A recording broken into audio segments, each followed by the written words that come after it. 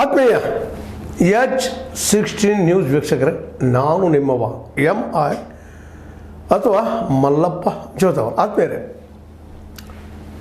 ಮೋದಿ ಸರ್ಕಾರ ಯೂಟ್ಯೂಬರ್ ಅಂದರೆ ಯೂಟ್ಯೂಬ್ ಮೂಲಕ ಚಾನಲ್ಗಳು ನಡೆಸುವ PM ಸಂಜಯ್ ಶರ್ಮಾರ ಮುಂದೆ ಆಗಿರ್ಬೋದು, ಪುಣ್ಯಪ್ರಸಾದ್ ಬಾಜಪೇಯಿಯವರ ಎದುರುಗಡೆ ಆಗಿರ್ಬೋದು, ಮಂಡಿಯೂರಿತ ಈ ಎರಡೂ ಚಾನಲ್ಗಳನ್ನು ಬಂದ್ ಮಾಡಿತ್ತು ನಮ್ಮ ಮೋದಿ ಸರ್ಕಾರ.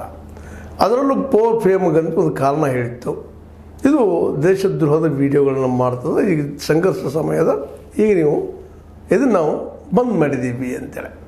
ಇದನ್ನು ತಗೊಂಡು ಸುಪ್ರೀಂ ಕೋರ್ಟ್ಗೆ ಹೋಗಿದ್ದರು ನಮ್ಮ PM ಸಂಜಯ್ ಶರ್ಮಾ ಅವರು.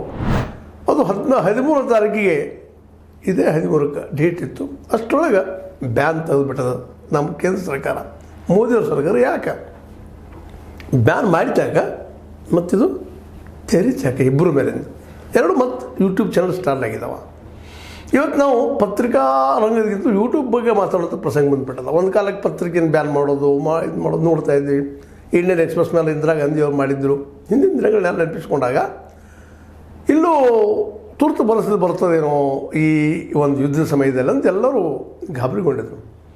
ಎಲ್ಲ ಮೀಡಿಯಾ, ಅದರಲ್ಲೂ ಯೂಟ್ಯೂಬರ್ಸ್, ನಮ್ಮ ರವೀಶ್ ಕುಮಾರ್ ಅವರಾಗಿರ್ಬೋದು, ಸಂಜಯ್ ಶರ್ಮಾರವರು ಆಗಿರ್ಬೋದು, ಪುಣ್ಯಪ್ರಸಾದ್ ವಾಜಪೇಯಿ ಅವರಾಗಿರ್ಬೋದು, ವಾಯರ ಯೂಟ್ಯೂಬದವರಾಗಿರ್ಬೋದು, ಅದರ ಪತ್ರಿಕೆಯವರಾಗಿರ್ಬೋದು,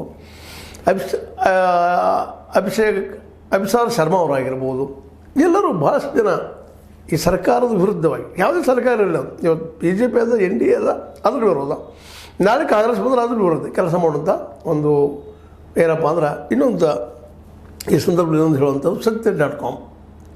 ಅದು ಇವೆಲ್ಲರೂ ಒಳ್ಳೆ ಉತ್ತರ ಭಾರತದ ಪ್ರಯತ್ನ ಮಾಡುತ್ತಿರುವಂಥ ಹಿಂದಿ ಮೀಡಿಯಾದಲ್ಲಿ ಬರುತ್ತಿರುವಂಥ ದೊಡ್ಡ ಚಾನಲ್ಗಳು.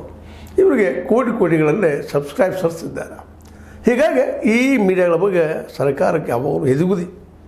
ಮೋದಿಯವ್ರಿಗಂತೂ ಕಳೆದ 11 ವರ್ಷಗಳಿಂದ ಈ ಮೀಡಿಯಾದಿಂದ ಸಾಕಷ್ಟು ವಿರೋಧ